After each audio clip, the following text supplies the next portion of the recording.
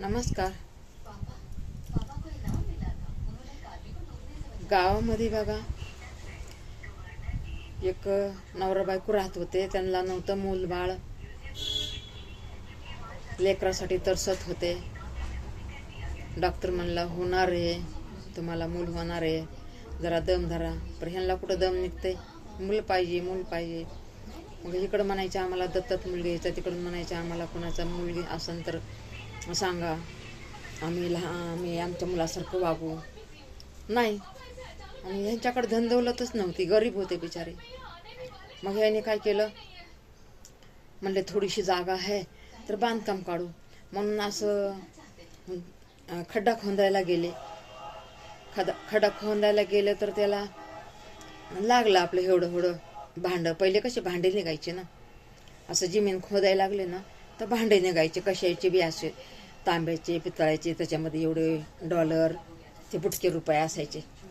तर हिला लई, ह्याच्या बायकोला लई नाद, काय बी घरची बात बाहेर सांगायची.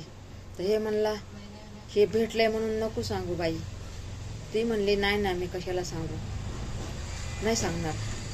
तर ही गेली भारी, पाणी भरायला गेली. तिथे भेटल्या तिच्या मैत्रीण म्हणायला लागल्या, अगं आज लईच तू खुश आहेस. ती म्हणती काही नाही, अशीच खुश आहे. ती म्हणली आले असते आईकडे, भाऊजी, आई बाप. ती म्हणते असं काहीच नाहीये.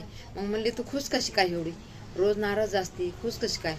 तर ती म्हणली काय नाही असंच, काय खुश नाही राहायला पाहिजे का मी. तर ह्या मैत्रिणी तिच्या नुसतं विचारायला लागल्या, खुद काय झालं एवढी खुश आहे, काय झालं एवढी खुश आहे. आणि नवऱ्याने ती सांगल्या, हिच्या तर मनामध्ये नुसतं असं खुशी व्हायली की मी कधी माझ्या मैत्रिणीला सांगू. पण नवऱ्याचं वचन तिच्या समोर यायला लागलं म्हणून सांगा ना. तर मग बाया म्हणल्या नको सांगू, मैत्रीण म्हणल्या नको सांगू. तर मग हिला वाटलं माझ्या मैत्रिणी असताना मी सांगा नाही, म्हणजे माझ्या नवऱ्यासाठी मी सांगायलाच पाहिजे. मग त्यांना म्हणती थांबा मी सांगते खरं. मग बोलविले, वापस सांगायला लागली. मग ते कुणाला सांगू नका बरं का. सांगितलं तिने असं झालंय म्हणून शिनी. तर मग ते आले घरी, नवऱ्याला लागली भांडायला, तुम्हाला तर काहीच भेटत नाही, तुम्हाला तर काहीच नाही, तुम्ही असंच हे करतात. नवरा म्हणला अगं नशिबाची बात असते, कोणाला ज्याच्या नशिबात असेल त्यालाच भेटन ना, प्रत्येकाला भेटल्यावर सगळे नाही का लोकपती होणार. तर ती म्हणली ते बी बरंच आहे. मग तिच्या दुसऱ्या मैत्रिणीनं सासूला लागली भांडायला, तुम्ही बेकारी अशी आहे तशी आहे, तुमच्या घरात काहीच नाही, बघा त्या माझ्या मैत्रिणीच्या घरात किती धनदौलत आहे. तर सासू म्हणते अगं कसली धनदौलत. ती म्हणते त्यांच्याच दरवाज्यात त्यांना भेटली खोदाई करताना. म्हणली अगं तिचं नशीब.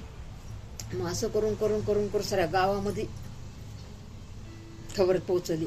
गडी माणसं सगळेजण आले आणि म्हणले काय भेटलं ना तुझ्या दरवाज्यात, तिथं जमा कर, ते ह्याच्यापाशी जमा कर, सरपंचापाशी जमा कर. आता म्हणला कायशी पिढा करून ठेवली बायकोला म्हणलं सांगू नको. तरी पण हिने सांगितलं, एकाला सांगितलं, दोनाला सांगितलं, 100 लोकांना माहीत पडलं, साऱ्या गावाला माहीत पडलं. अशी असते हो बायांची जात. बायांच्या मनामध्ये नाही का राहतच नाही काय. अरे आपण नाही बाबा, मी काय सांगायचं माझ्या घरच्यांना सांगून बाहेरच्यांना कधीच काय सांगणार नाही.